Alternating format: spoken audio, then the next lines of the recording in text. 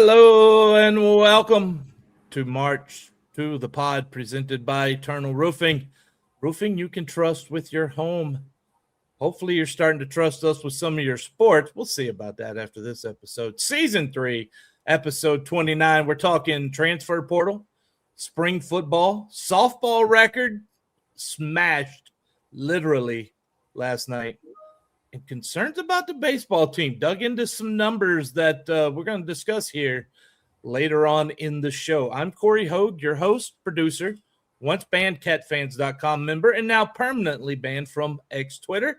Find me on Facebook and all the other social media channels at Cory Hogue Sports, CoryHogue Sports. It's all one word. And as always, I'm joined by the one who knows the ball of this podcast, the man behind at Sports of SHSU on Twitter and Instagram, proud Bearkat himself, Ben Sorrells. And Ben, let's just jump into it.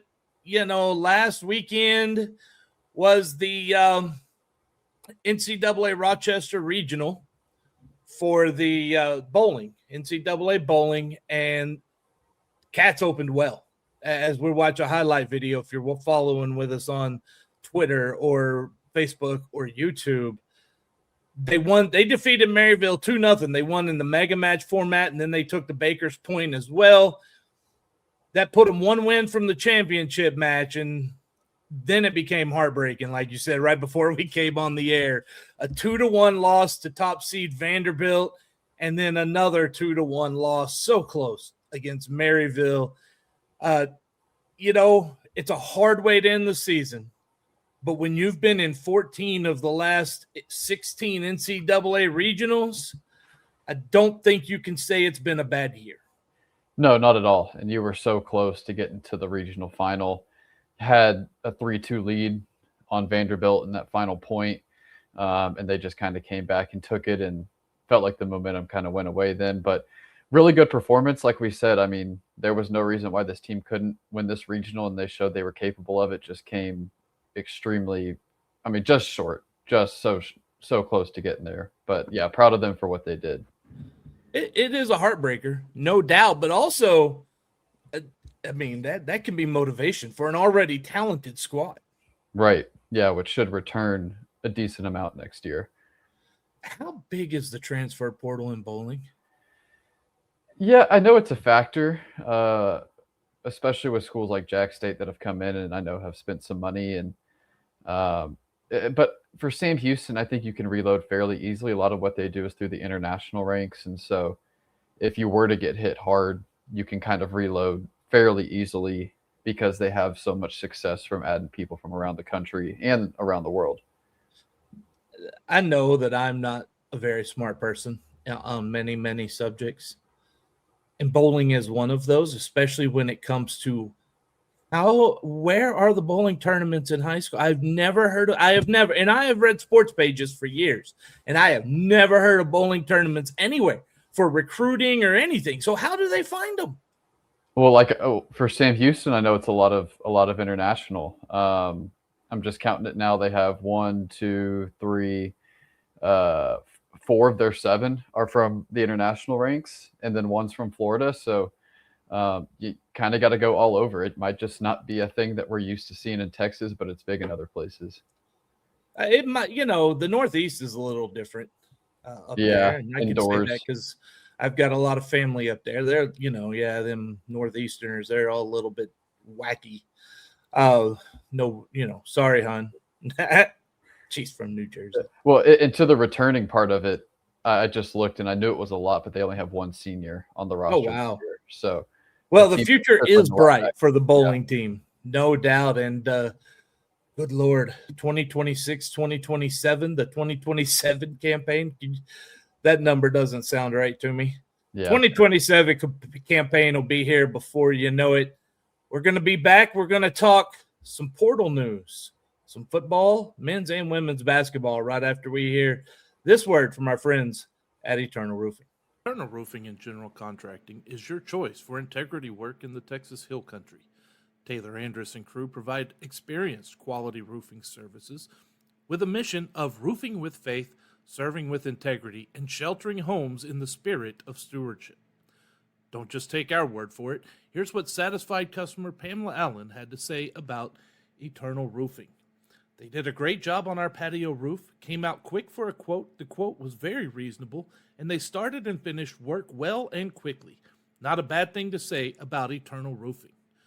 Give Eternal Roofing a call today at area code 830-251-5673 or area code 936-215-8539, or you can email them taylor@eternalroofingtx.com. Big thank you to our friends over at Eternal Roofing. And big news for football, for the Cats football program. They got an offensive line commitment, a 6'7", 310-pound offensive lineman transferring from Bakersfield College. And if you're able to see the video on Twitter, Facebook, or YouTube, you're seeing some of his highlights from Huddle. And, man, he is a big, big dude, Ben. Tell us a little more about him. Yeah, 6'7", 310, so the size is there already. Plays primarily right tackle like you're seeing here, but can play both tackle positions. Came down to Southern Miss and Kent State and us, and that was a battle we were able to win. So always good to get more O-line depth, especially with so many guys moving in, a lot of guys with talent, but so many unknowns. It's always good to get another piece in the room. Obviously not there for spring ball, but he did have his official visit during the first week of spring ball. He was there, I think, Thursday through Saturday, about a week and a half ago now. So, yeah, a nice pickup there on the O-line. I was told when he visited about a week and a half ago, the team had 2 open roster spots. They were looking for an O-lineman and a DB. So we'll see where the DB comes in. I know they've offered some JUCO guys at the DB spot somewhat recently. So still one more spot open, but always good to get O-line depth, and he looks like a guy that could be a depth piece for you this year. No doubt. And look, I watched 8.5 minutes of his highlight film today, so I'm obviously an expert on everything about this guy. And he's right tackle in everything I saw. Really good. He's above average run blocker. He can really do that. I'm a little concerned about his lateral quickness. On defensive ends, they tend to kind of get around him, or he kind of has to hold. And he has a tendency in that to wrap his arms kind of outside the shoulder pads a little bit more than you would like to see as well. Keep them inside so that the referees aren't throwing flags on you. Those are mechanical. Well, one's mechanical. I also think right tackle is a position for him. I wouldn't be surprised. He could play a good guard position too. Yeah, absolutely. And he's a multi-year guy also. I think he has 2 years of eligibility left, so at least 2. So with the JUCO ruling and all that stuff, so hopefully it's something you can kind of refine in him, and a guy that you can keep for a few years and have develop in your system. I'm not gonna lie to you. I have given up trying to figure out what the rules are about anything these days, because we've got everyone and their dog trying to make the rules. Yeah, it's nuts. It's crazy. Changes every day. How many more people do we need hands in the pot trying to make rules? It shouldn't be this hard, but it is, and I don't have anything to do about it, so I'm just going to sit back and laugh. That's all I can do. Yep. Speaking of spring football, though, and they're going to need him. They're going to need him there over the summer. As soon as his semester ends at Bakersfield, I'm imagine he's enrolled there right now. They're going to need him to get in there and get this communication with the offensive line, which I also want to say the way that offensive line worked, he did really well with when to pass guys off, and they all knew who was coming. That was a part, but it still takes time. Oh, yeah. Yeah, and especially with the new O-line coach coming in, everybody's kind of getting up to speed. Well, then they're all at the same spot, right? At least for now, yeah. Only place to go is up. Right. Speaking of spring practice, you have any other updates? Yeah, not a ton. I think there's only been 2 more practices since we last talked because of Easter and stuff going on. So nothing really too notable. So we'll see if anything else comes out. I know we had a couple little things last week, but things just continue to kind of chug along with spring practice. They certainly do. Okay, we've had a lot of bad men's basketball news lately. And we have some more to pass along, but we're not starting and we're not ending this part with bad news. We're going to talk about the good. The bad can be in the middle. We'll sit on that. Starting with a man who went on Instagram and said, let's run it back. Matt, Dann, and Ben, if there's one player I think you truly want back, it's Matt Dann. He is a 7-footer. You can find guards. It is hard to find a 7-footer that is as talented as this young man. Yeah, you really saw it towards the end of the season with Matt. I mean, beginning of the year, you could tell he was kind of out of sorts. It was a little too fast for him, but game slowed down for him throughout the year. This is a big piece to return for the Bearkats next year, a guy that could possibly slot in as your starting center. So, I mean, you still have a handful of guys returning right now, but like you said, he's one of the more important ones for next year. I think his upside and ceiling might be the highest of any of the returning guys. And that includes, like Justin Begg and Jacoby Coleman, who played a big role this last year. Oh, I agree. And you were dead on when you said he got better throughout the year. Common coach speak, by the end of the year, freshman is a sophomore, but that jump is not always as pronounced at the end of the year as we saw with Matt Dann this season. He really looked like, and he was a true, he didn't play a lot of minutes. He'll play a lot more next year, obviously, but he's a true big guy and a true rim protector on defense. And I'm curious if we're going to see some of this 4-1 man 4-1 drop defense from Coach Mudge that we saw from Michigan so effectively that helped you win the bracket challenge that you were in there. Maybe. We'll see. I mean, they've got 2 long, lengthy centers back on the roster as of now. Listen, there's nothing coaches like to do more than copycat. Yep. Especially things that work. If you copycat the things that don't work, you probably ain't going to have a job. Yeah. But that Michigan 1-4 where you're switching 1 through 4 and the 5 stays in the middle of the lane just protecting the rim, even UConn couldn't solve that. Right. No one could solve that. That was just so effective. Fun to watch. It was. It's very fun to watch. And look, it takes a lot of communication, and there's going to be breakdowns occasionally, but be interested to see if we see that from the Bearkats next year. I wouldn't be surprised. Something we might have to remember to look for. You'll have to remind me, Ben. I won't remember.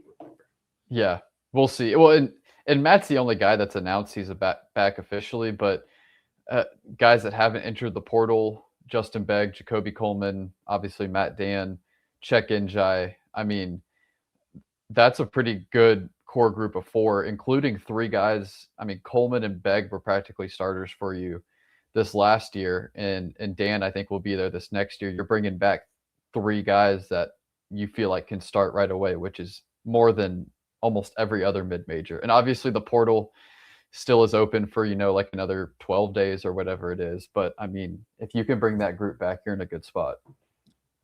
I don't need I'm coming back message.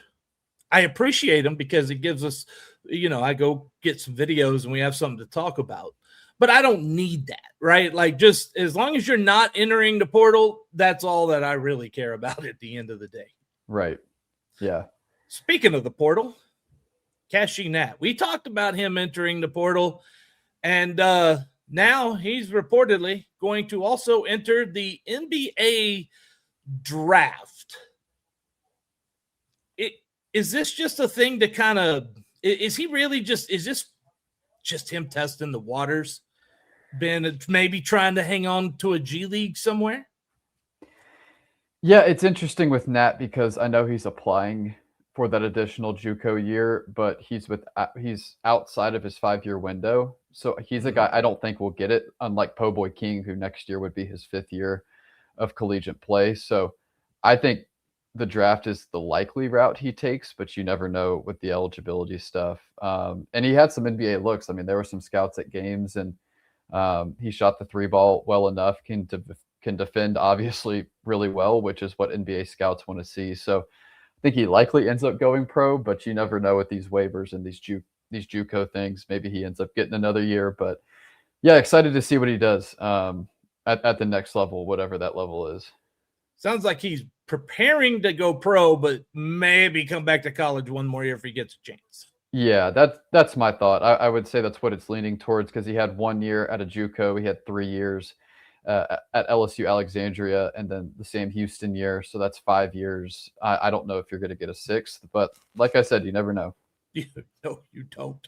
Just like you don't know what the rules are. You don't know what's going to happen. The other thing is, if he does go in the draft, an NBA team, and he may not get drafted in the 2 rounds that you see, but that doesn't mean he's not going to get picked up and signed somewhere, summer league rosters or whatnot, especially like you mentioned, his defense. I see him as one of those guys. He is going to be your shutdown guard defender, and you're not looking for a whole lot of points out of this guy. You're going to need, if you're building an NBA team around him, you're going to need your 2 and 3 to be really good shooters. Yeah, and he's going to have to handle the ball a little bit more and a little better for his size. Obviously, 6'2", 6'3", typically you're the ball handler on the floor. So he's going to have a pro career somewhere. I don't know if it's the NBA. I think he's got a shot at it, like you said, summer league or a G League roster.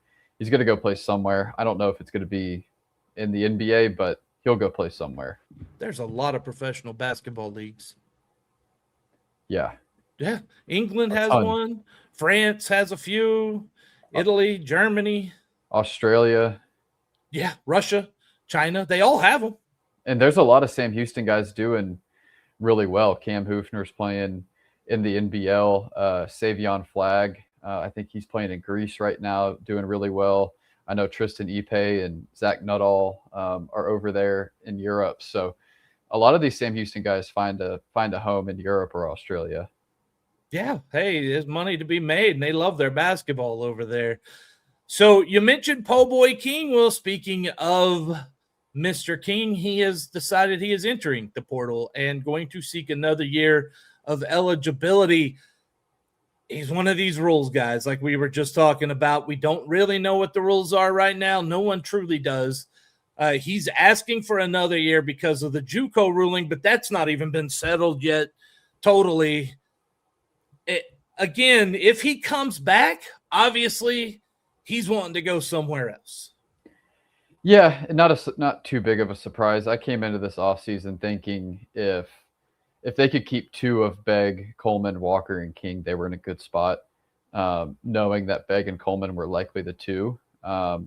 So, yeah, it's not a huge surprise to see him hit the portal. I think the pickup they got in Aidan McDowell, which we'll hit on in a little bit, fills exactly what Po Boy King did for this team. So it's not a huge surprise to see him leave after seeing McDowell commit. But, yeah, I think Po Boy should get another year if this JUCO thing pans out, because he had a JUCO year, 2 years at NC Central, and 1 year at Sam Houston. So his 5th year would be next year. So he's a guy that I could definitely see get another year.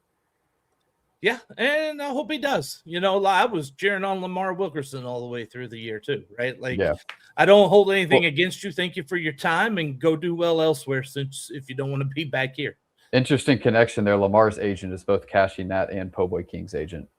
That is shocking. So we'll see what that leads to. Well, I don't know if CJ Beaumont has an agent, but I know he has announced he is going to be entering the transfer portal. You know what kind of a loss is that? Is this one of those that you were kind of expecting him to maybe fill in after some of the other portal entries from some of the other guards? Yeah, I mean, and I know he lists himself as a guard. He's definitely more of a forward, especially now that he's grown to be 6'9". This was a little surprising, but with the end of the year that he had a really big game against FIU and New Mexico, it's not too shocking. I thought he could have been a 6-man, second or third guy off the bench for you last year, especially with his size and shooting ability. And not a lot of people know, but he's only been playing basketball for 4 years. Had never played basketball till his senior year of high school. So his upside I was really looking forward to, and you could see it start to come on at the end of this year. So a little disappointing. I thought he was a guy that was going to stay, but it's just a part of the process. Boy, he could have been a nice development piece. Yeah. That really would have. But Go do well, young man. We've got some other cats coming in, and one of them is a point guard, Zion Pipkin. And if you're watching, there is a video, I believe. Eventually. It'll play here eventually, hopefully, right? Okay, anyway, he averaged 13.2 points, 4.1 assists, shot 47% from the field, 46% from three-point range, was a three-star recruit and the 10th ranked player in the state of Texas when he exited high school out of Legacy School of Sports Sciences in Houston. He began his collegiate career as a three-star at Wichita State before he transferred to South Plains. Ben, he didn't get a lot of playing time. He got some playing time. He was expected to get a lot more from Wichita State. The next year he left and went JUCO, and man, the Cats are picking up a good one. Really good. Yeah. Top 150 player in the country coming out of high school. Has good size at the guard position, 6'1", 6'2", so that's a good thing. I know Sam Houston the last 2 years has kind of had some smaller guards. Jacob Walker, obviously he was great, but a little smaller. Brendan Burns the year before, a little smaller. So it's good to get a guard that's, 6'1", 6'2", can distribute it, has collegiate experience, played a lot at South Plains, which not a lot of people probably know, but South Plains is a perennial contender at the JUCO ranks. Yeah, you know it.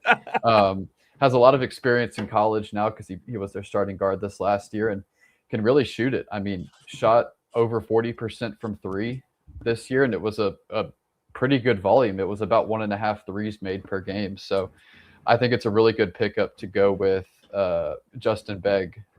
It looks like those will likely be your 2-point guards next year. I agree. That's a very exciting pickup. Chris Mudge and his staff, another excellent recruiting job. And speaking of excellent recruiting jobs, Ben, here's another one. Aidan McDowell coming from another school I'm familiar with. That's Western Colorado, where it's over 7,000 feet in elevation there. And they tell you everywhere it is, including on the score bug, as you see on the video. I think it's on the floor too. It is on the floor. It's on right above the board, the backboard when you're shooting free throws. It's up there. And I also saw Tammy U, Texas A&M International, was mentioned on there. Seeing all, hey, look, Midwestern State. Look at that. How about that? Tell us a little more about Aidan McDowell. This is a pretty good player in himself. Yeah, well, in first game of the season this last year, played Angelo State and had 39. So, hey. I am a fan of Angelo State's coach over there, okay? Now, come on. Yeah. You got to be throwing him under the bus. Vinay's all right. He don't need to be thrown under the bus. No, I'm not. I'm just relaying it back to the Texas stuff. But, yeah, really excited about this one. 6'4", shooting guard. The way they used him at Western Colorado looks so much like how Sam Houston used Po Boy King last year. Obviously, he can create his own shot a little bit, but they're going to run him off a ton of off-ball screens, handoffs, pick and rolls, stuff like that. And he was the leading scorer in all of Division II basketball at almost 27 points a game and just a bucket getter. And that's what you need after losing Po Boy King. So kind of will step in and fill that role. And I think it's a great pickup for Coach Mudge and the staff going into next year. You talked about how many points he averaged. 26.7. 1.4 assists per game, so he's not selfish. 4.9 rebounds per game, that's doable. 90% from the free throw line. And almost 40 from three, yeah. 38.8 from three and 46.8 from the field. Those are numbers that will play. Will they be exactly that high at Sam Houston? I don't think so, but he's going to be a solid contributor for the Bearkats next season. Yeah, and I think he's got enough. 2 years. 2 years. Yeah, his freshman year he spent at Fort Hays, which another I think is D2, yes. Up in Kansas, I believe. Yes, it is. Sir. And he was kind of like a 6th, 7th man for them, averaged about 5 points a game, but that team was really good. I think they made the Elite Eight of the Division II tournament. So you should Google sometime. I'm not going to really get into it here, but you should Google about Fort Hays ex-coach. and some of the reasons why they're no longer Elite Eight, and maybe why Aidan decided to leave a little bit. There were some allegations thrown out NCAA wise on their coach, so you might want to Google those sometimes. It's an interesting read. That's probably why he left. But yeah, he as a true freshman, he was kind of like the first or second guy off the bench, played about 15 minutes a game for a really good team. So, and then he went to a school where he was the guy, and obviously just flourished as a sophomore. And so we'll see what kind of jump he can take as a junior at Sam Houston. How good a team was Fort Hays? Well, 2 years ago, I think they made the Elite Eight. You keep saying they're really good. Western Colorado. Yeah, they weren't that great. I mean, yeah, they weren't horrible, but they weren't good. No, look, tops in this region, it was not. In fact, this region was off this year. Even West Texas A&M didn't even make the regional. Yeah. There was a crazy year in Texas. I'll tell you something else that's crazy. The first portal entry to hit from the women's basketball side, correct me if I'm saying the name wrong, Alacia Brown, is that how you say it? Yep, Alacia Brown. Alacia Brown, she is entering the portal. She played in 30 games, started 2 last year, had 1.6 points, 1 rebound, shot 75% from the field, 33.3 from three-point range, 75 from the free throw line, 33.3% from the field, 23.1% from three-point range. Is this the case, Ben, because this is just me outside looking in, is this one of those situations where she was probably not going to see a big minutes increase this next year? Yeah, well, to start this year, she didn't play a ton. Obviously, she played in every game, but, the starters played 95% of the game for Coach Justice. So she appeared in every game, but didn't play a ton. So that's why she only averaged, 1 point a game. All that running in practice to play like 3 minutes. Yeah, so I don't know. Obviously, you lose almost the entire starting 5, but I don't know if she's the kind of player that you were expecting to jump into the starting lineup, and maybe that's why. Maybe she wanted a bigger role somewhere. So we'll see. I don't know if you can see, but over in the bottom quarter of the Cotton Bowl, my son is standing here. Now he's dancing around trying to get my attention. I haven't given him any yet. That's because we're talking sports. We're talking Cats. We're going to be back to talk more. We're going over softball next. Or no, actually, we're headed around the farm, aren't we? Well, I was going to say Brianna Block also entered the portal on the women's side. That. She, similar situation to Alacia Brown, played in almost every game this year, didn't play a ton, had battled injuries a ton the last 2 years. So probably looking just for a bigger opportunity somewhere. So the women have had 2 injuries. I did not see that one. My apologies on that one. Now we go around the farm. Now we're about to go around the farm. But first, if you're enjoying the show, help us grow by rating and reviewing March to the Pod on your favorite podcast platform. Subscribe also. That is not supposed to be you. Hey, look at that. That says Cory Solo, not Ben Solo. Duh. Anyway, so find us on our Substack, March to the Pod. .substack.com. Remember, it's March 2 the pod.substack.com. You can also find us Twitter, Facebook, Instagram, TikTok, and YouTube by searching for @March to the Pod. We're also proud to be part of the Conference USA Podcast Roundtable with shows covering all 12 Conference USA programs. This show's the technology's been a little slow today. The host has been a little slow today. So let's hope it gets back on track after another word from our friends at Eternal Roofing. Eternal Roofing only uses the finest materials in the roofing business while providing an exceptional warranty. Why do they use CertainTeed products? Because they complement any appearance, provide exceptional and reliable strength, and are known for their enduring performance. Here's what Shane Sosa had to say about Eternal Roofing. Taylor and his team are amongst the highest level of professionals. They care about their customers and go above and beyond just doing the job. Give Eternal Roofing a call today at area code 830-251-5673 or area code 936-215-8539, or email Taylor at eternalroofingtx.com. We're headed around the farm, Ben. And we're headed first to the Charles Austin Classic hosted by Texas State. We're talking track and field. Nora Ryan finished first in the 800 meters with a time of 2:10.36 and seventh in the 1500, which, by the way, the 1500 now in college is just a 4-lap sprint. It's friggin' ridiculous. Just saying. Capilani Magnani, if I mispronounce your name, I'm sorry. Sixth in the hammer throw with 50.57 meters. Jatoria Barnes was fifth in the triple jump, 12.18 meters. How many feet that is, I don't know. I'm not that good at math. Nia Thompson was ninth in the long jump, 6.29 meters. That sounds far as well. On the men's side, Caleb Anthony was first in the 800. So the Cats took first in the 800 at both parts of the Texas State event there. 149.26 to run 800 meters for Mr. Anthony. That is insane. Yeah. That's insanely fast. Omarion Ferguson, talking of insanely fast, third in the 200 with a time of 20.73. Xavier Parker, seventh, and Ikena Opara, eighth in the 200. And also the team of Xavier Parker, Javian Johnson, Omarion Ferguson, and Tyreek Brunn finished first in the 4x100, setting a new meet record of 39.47.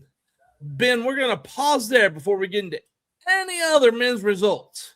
So far, that's 3 winners, and that 4x100 team, that is insane. Burning. Yeah. Well, I think I said either last week or 2 weeks ago, we were typically better on the sprinting side than the long distance cross country side. And it shows there. I mean, that's an incredible 4x1 time. And those 800 times, pretty darn solid themselves. Will Smith was fifth in the 110 hurdles. Parker Brown, fourth. And I believe it's Nathan Williams, sixth in the pole vault. Their next event are at the 44 Farms Team Invitational. Are they trying to steal our name across the farm? That's hosted by the Aggies. They might have a couple farms every, couple places. April 9th and 10th, they will be in that tournament. And Ben, we've talked about the track team and what they've been through, and they don't have a facility. It's been so hard, and they keep going out and showing out on the track. Nothing but excitement for that program right now. Yeah, and I'm glad we're giving them some recognition because they definitely deserve it, especially after a big weekend this last weekend. They also added a person, a high school athlete this last week, Braylon Culbreth from Harker Heights. You'll see here if you're watching on video, Facebook, YouTube, or Twitter, he is doing a long jump, and this jump right here was in February. He set a personal record, I guess at the time, he still has that pinned to his Twitter, of 23 feet 7 inches. That's a pretty darn good leap, and you could see when if you're watching the video, when he hears that it's a PR, you'll see it go, the video goes crazy because they're having a lot of fun with that. Ben, it just looks like another good addition to the Cats. Yeah, Texas high school product from Harker Heights. Also good to keep the talent in Texas. Always good to keep the talent in Texas. We head over to tennis, and they lost 4-3 to New Mexico State. They played at April Sound Country Club in Conroe because of inclement weather, and the court conditions were bad. The Aggies took the double point, winning the numbers 1 and 3. Number one singles, Naima Suba. Ben, she kept on her tear, won in straight sets over Whitney Moon, 7-6, 6-2. Yeah, and man, I don't know why they played that at April Sound. That made no sense. It was inclement weather, they said. But, I mean, April Sound is like 40 minutes away from Huntsville. That's what I was thinking. I don't know. I'm sure they could found somewhere closer with some courts covered. Yeah, I don't know. That was weird. I agree. I just like the playing on Easter Sunday baseball game. I don't understand it. Yeah. Christine Javicki won the number 3 singles 4-0. Ella Fitcher defeated Nadia Netmeth at 6-1, 6-3 in the number 5 singles. The match against Kennesaw was canceled, and I scoured both sites and saw no reason as to why it might have been canceled. So the next up listed on the schedule is the Conference USA tournament in Murfreesboro, Tennessee. What should we expect out of our tennis program at the conference tournament? Yeah, finished, what was it, 4-4 in conference play? I believe so. Yeah, I think that's right. Yeah, I mean, definitely peaked at the right time. Obviously, you would have liked to win that New Mexico State match, but moving in the right direction this year, which is great to see. Hopefully you can pull out at least one win. It's kind of like women's basketball. You wanted to try to at least get one win after moving the program in the right direction. So we'll see what they can do. Obviously, I don't think they're going to compete for a title, but if they can find a way to pull out a win, I think that would be a positive sign. Good luck to the tennis team. Beach volleyball. They were in Nacogdoches. Ooh. The Sandy Boot Scoot, Nacogdoches, and they lost 3-2 to those Lady Jacks. Ooh. Yeah, if you had just beat them 3-2 the week before. I know. Oh. Yeah. The number one pair, though, again, Tatum Lockhart and Michaela Panikova, they won in 3 sets. And again, you've mentioned it over and over. That number one pair is a pretty solid pair to build behind. Yeah, I mean, I don't know what their winning percentage is. I know there was a tournament 2 weeks ago. They won 4 out of their 5 matches. I think they won last week against SFA, winning again here. So good to have that top-end talent and start to develop some legitimate talent within the program. Avery Fowler, and if I mispronounce your name, I apologize. Ella Folse or Folsey? Yeah, and they're both actual. I think they're the 2 volleyball players left on the roster. Well, they took a win at the number 4 pair over the Lady Jags. But then they also took a 3-0 loss to McNeese. Now, we talked about Lockhart and Panikova. They didn't even get to finish theirs because they lost 3 matches pretty quick. They had won the first set. There was no result in the second set at that time. So they take a no decision, I guess it would be called on their record. It's probably not even listed. Yeah, I don't know how that's scored. It's not. I mean, they can't score it as a win or a loss. Right. Next up for beach volleyball, they're at the Conference USA Championship, April 23rd. Good luck to them. Women's golf, they were at the Mo Memorial hosted by Texas A&M. They finished 15th out of 16 teams. They were 1 stroke behind Lipscomb, 14 behind Western Kentucky, 18 behind UTSA. The list doesn't get closer. 31 behind Abilene Christian and 71 strokes behind Texas State. There is good news. Amelia Guo tied for 12th, plus 9 on the individual side. And the next best individual was Baumyong Lee, who only competed as an individual and tied for 61st, plus 24. Isabel Hurion was tied for 66th at plus 25, and it got worse from there. Ben, this is one of those tournaments where I feel we got a sense of exactly where this team sits as they get ready to head into Conference USA Championships, April 20th to 22nd. I didn't throw those numbers out there to embarrass anyone. I threw them out to temper our expectations, if you will. Yeah. Right? Because it just you've talked about it being a rebuilding year. It's definitely that way, and when you do that, you're going to take your lumps. Yeah, and I think a lot of people typically start to tune in at the conference tournament, and so they definitely just need to temper the expectations this year when it comes to the women's side. Okay, General Sam has some things on the track and field. We're going to hit. He said, glad y'all are sticking with it because they showed out. They certainly did. That was impressive. 3rd all time for that 4x100 time in school history. And it's, as he points out, just the season opener for the spring season. And also, they added Jaden Washington from Red Oak with a personal record of 152.9 in the 800. And that's Red Oak is a high school, Ben. Yeah. What in the world is happening?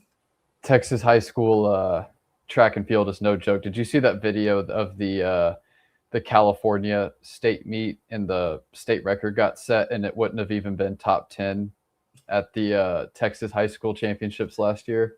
Let me tell you, if you want to see where the absolute best athletes in this state are, you go down to Austin and you spend the day covering the Texas high school track and field championships. Male, female, you name it. Those are the best athletes, and you will be treated to a display of speed and strength. Like, they will impress you. You hardly see that at some college levels. Yeah, the 4x1, I think the 4x1 championship time last year was just under 39. And Sam Houston ran, what was it, 39.4? Yeah, 39.37, yeah. Yeah, so it is incredible what those top teams can do.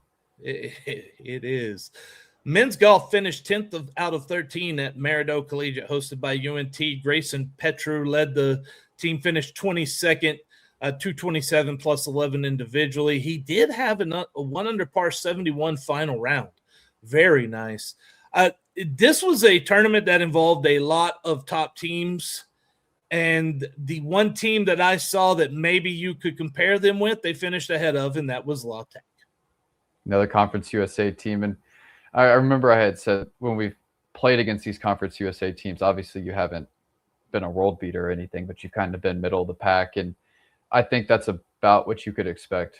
Obviously, they're not going to be – I don't think they're going to be the very bottom. They're not going to win the league, obviously, but, maybe a 6th, 7th place finish is kind of what I'm expecting for golf this year on the men's side. Yeah. 6, 7. Next up, now Gabe's doing it. The old Waverly Collegiate Championship, hosted by Mississippi State, April 13th and 14th. And they signed Brett Jones, a guy from Calgary, Alberta, Canada, transfer from Barry College. Ben, points if you know, extra points if you know where Barry College is located, Barry University. Canada. Wrong. I don't know. Florida. I was very wrong. They are a spring sport master and soccer master down in D2. The more you know. That's right. And if you want to know more about how to get Christmas lights or a roof replaced, that's when you go to our friends over at Eternal Roofing. Let's hear from them one more time as we're going to come back and talk some of this bat and ball sports, softball, baseball, next. Eternal Roofing is locally owned and dedicated to giving back to the community by supporting local organizations and charities. They are also the winner of Next Door's Neighborhood Faves for 2 consecutive years. And as you know, if you've listened to this podcast, Eternal Roofing is your choice for Christmas lights. They provide premium lights tailored to fit your home, season-long maintenance, and hassle-free removal. Kyle Tatum said, "They're very professional and great quality, on time and clean, and really made me feel like they cared for me and my home." Give Eternal Roofing a call today at area code 830-251-5673 or area code 936-215-8539, or you can email taylor@eternalroofingtx.com.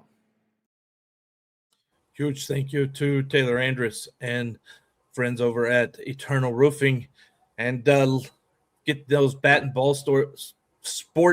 These highlights are from yesterday's game against SFA because there were not a lot of highlights over the weekend. There was a sweep, but not one we like to talk about. Went to Western Kentucky and did not go well. 9-1 in 5 innings in the first game of a doubleheader, followed by 6-1 in the second game of the doubleheader on Thursday. And by my count, that's 12 innings, 15 runs surrendered, 2 runs gained. Not great. Friday was a little better. 7-4 was the final. Here's the number about that series, though, Ben, that really struck me. They hit 197 as a team in that series. Yeah. It just all around was not great. Pitching wasn't there. The hitting wasn't there.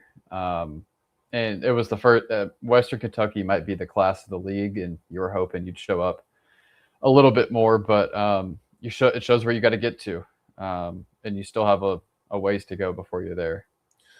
Well, listen, redemption can come quick in softball. Yeah. Last night they took on the Lady Jacks, who had already beaten them once, and jumped out 5 runs in the top of the first inning. But don't give up on those Bearkats. They come back to win 7-6. Records were set. And by the way, all 5 runs in the first inning, every single one of those been unearned. As a rec league coach, I understand that frustration. Oh, I'm sure. Abigail Young It got the win last night, improved to 2-2, 5 innings. She threw 100 pitches, 6 hits, 1 run. It was earned, 4 walks, 5 strikeouts. Another brilliant performance from her. Tiffany Sanchez got the save. If you're watching the video, you've probably already seen some of the history that was made. Cats got 5 runs in the top of the third. Let's get into individuals on last night's game. Sophia Lundstrom, 2 for 4, 1 run, 2 RBIs, and a double. Veronica Harrison, single season home run queen. Yeah. Yes.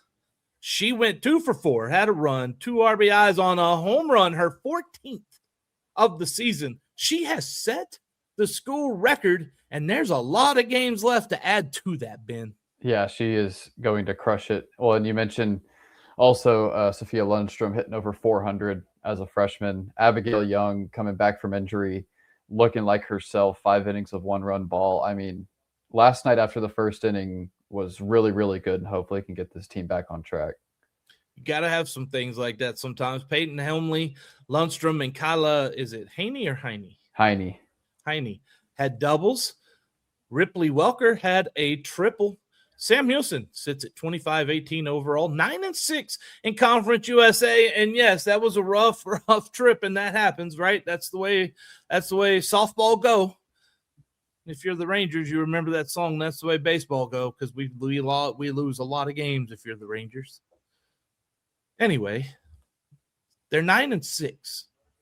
Considering they just got swept, they're not in a bad position, Ben. And you're really not going to see anybody more difficult than WKU the rest of the way. That's great news. Bought yourself some room in the standings. I think you're still in a pretty good spot to probably be a top 3, maybe top 4 seed by the end of it. Good news all around for the softball team. We're getting to the baseball in just a second, though.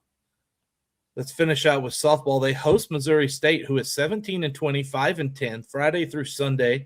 They're not great on the road either. Like you mentioned, WKU is probably the best team they're going to play till they get to the conference tournament now. And there is no midweek game next week for the softball team. So they've got those 3, and then they get a little break as they're about 3 or 4 weekends from finishing out the regular season. It's crazy how fast it moves. Gosh, it is. Speaking of moving, let's move on to the baseball program. They went to Missouri State, and Friday night ended in heartbreak. A walk-off home run after rallying to tie the game. Ryan Peterson, listen, he's been spectacular this year, and not every time are you going to have your best stuff. And he was 5 2/3, 7 hits, 5 runs, 4 earned, 7 Ks, 4 walks. He really fought with his command in that game, and the numbers show it. And you know what? You look at major league pitchers when they throw a shutout or something, the next game usually isn't one of their best. It's very hard to repeat that. And not Mississippi State, Missouri State might be the best lineup that they've faced all year. I mean, they had just putting up 14 runs, I think it was, against Arkansas a few nights earlier. So didn't have his best stuff, but still gave you a chance to win. I mean, 5 2/3, and I think his last 2 runs were earned, but they were when the relievers came in. So, I mean, wasn't his best, but it was still a respectable performance that should have given you a shot to win. Well, Hunter Olvert went 2 for 5, 2 runs, 3 RBIs, 2 home runs to give him 6 on the year. As you see baseball highlights playing if you're watching on YouTube, Facebook, or Twitter. And the heartbreak seemed to carry over for a few more days, Ben, from that first game. 15-5 loss on Saturday in 7 innings. Tyler Ryden had one of those days you just can't get many outs. And then the Bears hit 4 home runs because everything they hit went out the park. The bright spot, Ryan Frandon, 2 for 3, 1 run, 2 RBIs, and a double. There weren't many bright spots on Sunday, though. 12-0. Tate Hickman also struggled a bit. 3 innings, 8 runs, all earned, 3 walks, 3 Ks. 2 wild pitches and a balk with 2 hit batters in that sequence. If there's a stat line that sums up this weekend, it would be that followed by the offense produced 2 hits. Yeah, just no momentum on either side of the ball. You did not walk out of there feeling good about yourself. Yeah, and it was a series where you went in. I was thinking if you could take one game, you'd feel pretty good because Missouri State might be the best team in the league. I think they're top 15 in the country in RPI, maybe top 20. They're a really good team. If you could have gotten one, that would have been nice. But after you lost on that walk-off homer, it kind of felt like the air came out of the balloon. Yeah, and look, that happens. And I also want to say, we always talk about there is an average, and they call it an average for the reason. Start the season, the pitching staff has been probably above the average. To get back to the average, you got to have a couple of tough days, and that looks kind of like what we saw there. Yeah, and like I said, freshman arms, young arms are so volatile, very up and down. Very much so. They have never been part of a college season. It is not easy to do. Last night, they returned to the diamond, though. That's the great thing. That's what I really do love about baseball. You don't have to wait long to get to play again. Yeah. I'll tell you, it's excruciating to play only one game a week at the rec level. I want to get back out there. Yeah, sit on it for a week. Yeah. Oh. They played Houston in the Don Sanders Cup rubber match. A 4-run eighth propelled Houston to a 5-4 win. Jarrett Curtis went 2 for 3, 2 runs and a walk. Frandon had a double. Alvord a triple. I dug into some numbers, Ben. And first, anything you have to say about Houston performance last night? They were in that game until very late, and things just kind of went sideways. Yeah, I mean, Jarrett Curtis had a nice night at the plate, but first run of the game was a fly ball that he just completely misjudged and should have gotten you out of the inning. So that was one there. I know Jay Sirianni in the post game mentioned he thought he left. I forget which reliever it was in there, probably 2 batters too long, and things just kind of spiraled in that eighth. It felt like it was a game that you controlled for the most part, but it just got away from you. And it sucks because you're so close to keeping the Don Sanders Cup for a second straight year. Yeah, it does. And that one definitely hurts. Now, sure, we can talk about the pitching, but we have another issue that I was kind of looking at today, Ben, and it's the bottom third of the order. Yeah, I mean, averages below or at the Mendoza line. You need, if you're going to be a solid team, a team that can compete in Conference USA, because it doesn't necessarily get easy, you're only as strong as your weakest number of the order. Right. And so you need your 7, 8, 9s to do well. The last 4 games, they are 5 for 39. That's a 128 average. 1 run, 5 RBIs, 3 walks, 19 strikeouts. Their on-base percentage is 190. I could even take the batting average if the on-base percentage was at least close to 300. We got to do something right. Yeah, it feels like once you get past the top 3 or 4 guys in the lineup, it's a huge drop off. I mean, Ryan Frandon's been great. Jarrett Curtis has turned it on with the bat. Cade Corcoran has a 22-game on-base streak. Hunter Alford's been hitting it well, but once you get past them, it kind of feels like a black hole during the second half of that lineup. And here's part of why it feels that way, because the numbers kind of say it has been, right? Top 6 in that lineup, 25 of 79 over the last 4 games. They've hit .316. They've scored 16 runs, produced 11 RBIs. They've had 14 walks to 20 strikeouts and an on-base percentage of .419. That number differential tells you why it feels like a black hole. Yeah, because it is. It kind of is, and I don't know if there's really a solve for that. I would think at this level, a Conference USA getting 1 through 9 to be solid is really, really tough to do. It is, yeah, and I don't know what you can do to figure it out. You've got a lot of guys with speed. I don't know how you can maybe parlay that into maybe you mix some of them in between the guys hitting, so they can drop down some bunts, move guys over, maybe hit some sack flies kind of thing. I don't know, but that might be something they could do. Sunday, the bottom third went 0 for 6, 1 RBI, 1 strikeout. Now listen, nobody hit the ball. There were only 2 hits Sunday. The problem is last night, and these numbers from last night, Ben, tell me they are in a slump in the bottom 3. 0 for 12, 6 strikeouts, no walks. Yeah, was not good. That is not going to get it done. The top 6 were 6 for 18 with 5 walks and 5 strikeouts. Is it as much of a pitch selection and or discipline problem? I think it definitely is because the strikeout rates have just been through the roof the entire year. The pitch selection at the plate has not been where it needs to be. I asked somebody who played college, I said, what like hitting advice do you actually have that people gave you? And he was like, the only thing is make it be your pitch. Yeah. If you see it and you think it's your pitch, that's the one you're going to swing at. If it's not, tip your cap to the pitcher and walk back to the dugout. Right. Maybe pitch selection. Yeah, I think it's been an issue all year. Well, the Cats are 14-18, 4-8 in Conference USA. They need a big series win, and they're hosting DBU. Yeah. DBU 18-15, 8-4 in conference. Ben, I don't know what kind of outlook should we have for this weekend series. It's another one of those where it feels like if you can just find a way to get one, it'll feel like a victory. And hope if you can get the one on Friday with Ryan Peterson, hopefully the momentum can get going in the right direction. Yeah, I mean, it's hard to say that you'll take just one when you're home.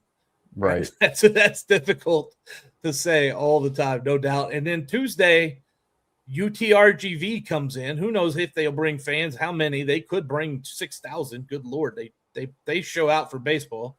Right. They are 14-18, 9-9 in the Southland Conference.